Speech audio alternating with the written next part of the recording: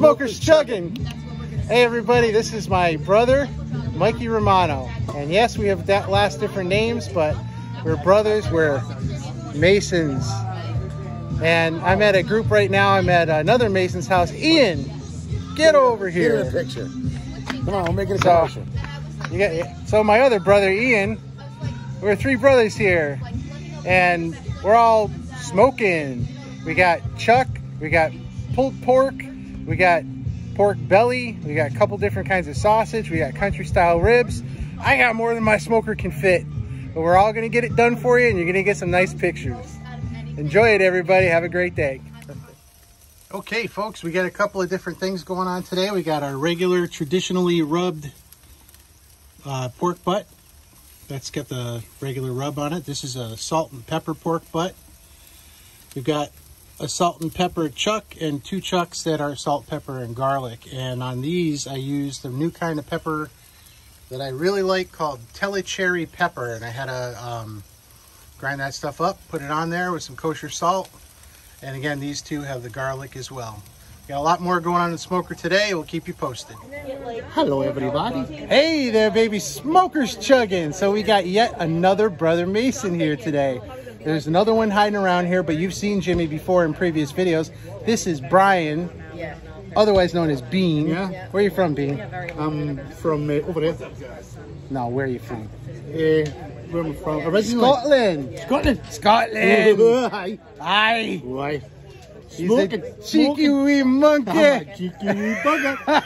I'm a cheeky wee bugger. We got a good cookout going today. We got we got all kinds of stuff going on in there. We can't wait to get it off, but right now it's being slow. Well, so I have to say it's an honour to be somebody here. else I have to slow. say it's an honour to be here. I thought I would have got the birdie at the second last hole, but I just missed that 5-foot putt.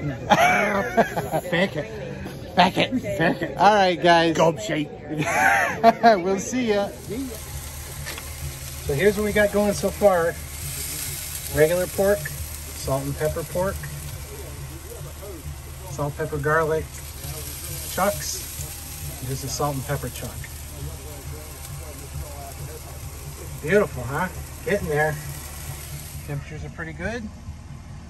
Top one is the big piece of pork, and the middle one is the big piece of beef. So I put it in the bigger ones to see how they're doing, because theoretically the smaller ones will finish faster. I just probe them all for tenderness. And that's my temperature, which is dropping because I got the door open. Not too bad. So this is the last country style rib that's being stubborn and isn't coming up to temperature. Those are the pork butts that are wrapped and about 20 degrees off of being done. And these are the 3 chuck roasts that are wrapped. This is pork belly that we're going to make into pork belly burnt ends. And these are not hardly done. Maybe those couple little ones on the edges, but the bigger ones are going to take a little while. So we're going to let those soften up, and then we're going to dunk them in put them back in a little metal tray full of barbecue sauce and pineapple stuff and brown sugar and butter and all kinds of other crap. They're gonna come out good. Yum. So here's the sauce lineup for today. We got 3 pints plus another pint split between these 2 squirt bottles of my On the One red sauce, my famous barbecue sauce that everybody loves. I got a vinegar sauce for the pork, especially looking forward to that on the salt and pepper pork, and some Sal's Sassy sauce. Sal's is an upstate New York wing joint. They sell breaded wings, and when I was in college, we used to get the 30-piece package, which was 30 wings, a big paper boat full of wedges, potato wedges, seasoned potato wedges, and a quart of some Pepsi product in a big paper cup. And you get that, you split between 2 friends. Back in the day, in the late 80s, early 90s, it was with a coupon, I forget, like 13, 14 bucks, maybe $15 regular price. No idea what it costs now, but Wegmans sells their sauce. And you used to get the sassy sauce. They have this, the mild and the hot, which has the red label on it. I didn't bring that today. And you also get your blue cheese and your celery. So I like dipping in both the wings and the potatoes, so I used to always try to get extra. And I'm really glad that Wegmans has it, because I live very far away from any Sal's Wings, but I live not too far from a Wegmans.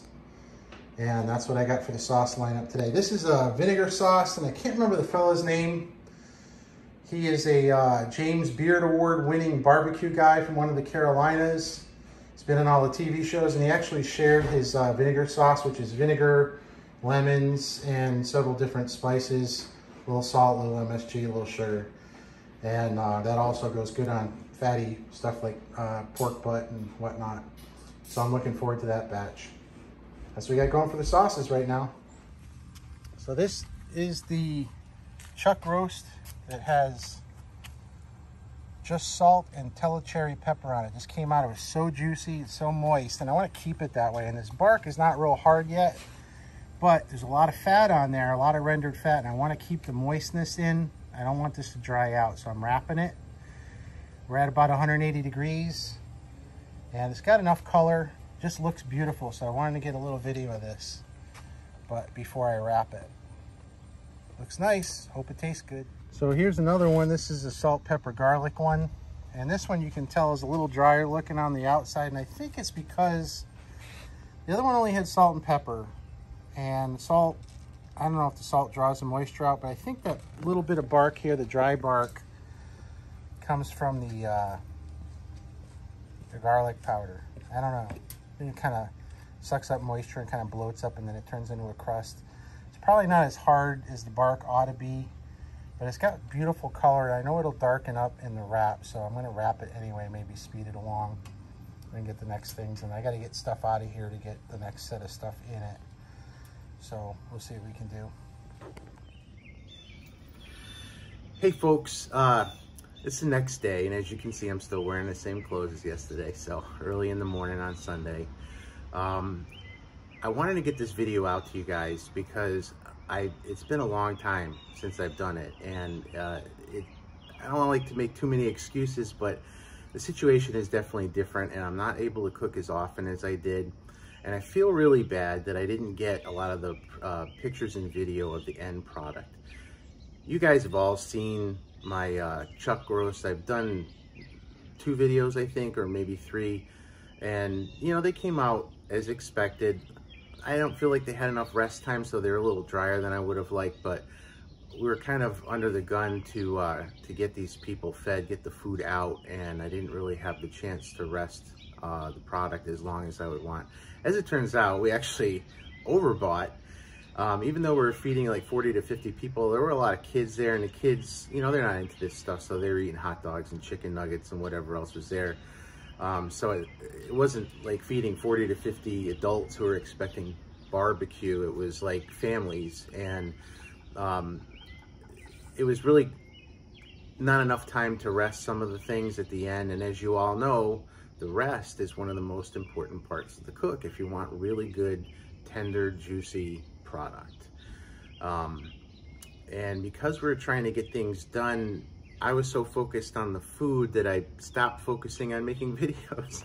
And I feel bad, but I wanted to get the rest of this video out, and I wanted to have kind of like a different flavor for what I'm trying to shoot for this season.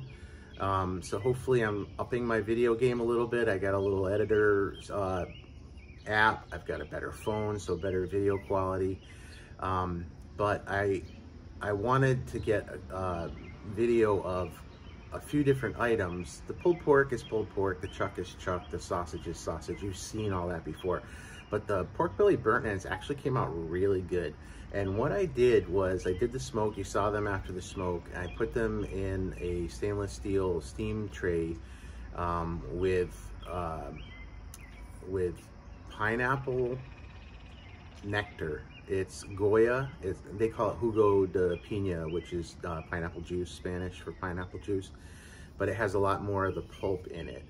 And started with that, maybe up to about 1/8 of an inch in the bottom of the pan, but drizzling it all over the pork. A little shake of the rub, my all-purpose rub.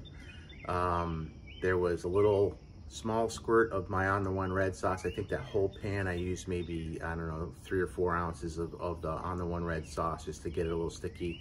A drizzle of honey. I don't even remember if I remembered to put in the brown sugar or not. I might have forgotten the brown sugar. About a half a stick of butter cut up into pats, a shake of garlic powder, and we covered it. Normally we use foil, but I had one of the steam tray pan covers, the stainless steel covers with a handle on it. And it's just so much easier just to drop it on top of the pan and shove the thing in the smoker than it is dealing with foil. And it makes a nice seal, and it actually cooked up pretty good. I think by the time I pulled them out, they were about 210, 211, and they should have been tender. I didn't even get to try them. They went out there and people just murdered them.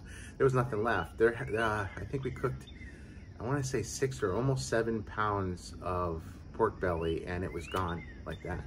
So I guess that worked out good. It looked good. It looked delicious, and I wish I had video of it, or at least some still photos for you, but we'll hopefully get some of that done in the future. The other thing I wanted to say is that I want to give a big thank you to Ian, my brother Ian, who you saw in this video. He has gone way out of his way. Due to a change in situation, I lost a home for my smoker. My apartment doesn't accept any kind of outdoor cooking devices, and I actually bought this when I was in a different personal situation, and when that stopped, he was the first person to just say to me, hey, do you have any place to put your smoker? Bring it on over. And not only the smoker, but mind you, with the smoker comes a lot of stuff. So there's a lot of accessories. He made room in his garage for my smoker, which means that it'll last longer because it's out of the elements. He was kind enough to give me space in an outdoor shed that he has. He was kind enough to give me space to put a rack with like a half a cord of wood in it. And he and his dad helped me move it to his house and all my stuff with it, and they helped me unload the wood, and many hands make light work. So it's been really good. Like I said, this cook here was a little, at the end, was a little frustrating only because of the size. It was a pretty ambitious cook for what I'm normally used to doing, and it made it hard to make a video. But I did want to send that big thank you out to Ian for being kind enough and good enough to me to host me in this. I also wanted to say that this was, I'm going to get choked up here, but please bear with me. The only reason I'm into smoking right now, a friend of mine, also a brother, you saw me with many of my Masonic brothers in this video, and a few that didn't make it onto camera that day. And the whole smoking situation, smokers chugging, started years and years ago, 12 years ago. A friend of mine, a brother of mine, was killed in a car accident, and I got his smoker after he passed, and that was the original offset smoker in the short videos. Maybe I'll do a throwback. This is way before the YouTube channel, and I used to put little short videos up on YouTube, and I would do little catering jobs and cook for friends and things like that. A little tiny charbroil offset, and I wore it out and ended up having to chuck it because of the landlord stopping these the outdoor cooking devices. But if it wasn't for Scott Arnold, and it was his birthday yesterday, his 38th birthday it would have been, and the night before I was messaging with his fiance Vanessa, and it's pretty heart-wrenching still 12 years later, but it's because of Scott that I got into cooking, smoking. I've always been into cooking, and Scott was the first one to buy the smoker, and I was so excited when he did, and I was looking forward to all the things we were going to do. And then after he passed, I ended up getting the smoker and keeping after it. And it's been 12 years I've been developing the craft, and now I'm on my second smoker, which you see in these videos now. It's an Old Country Smokehouse. I just wanted to say thank you to Scott. He was a good brother and a good friend, and he's the one responsible for getting me into this. Yesterday would have been his 38th birthday. So I just wanted to give him thanks. I wanted to give thanks to God, and thanks to all of you. Be safe, be well, be happy, and keep that smoker chugging, baby.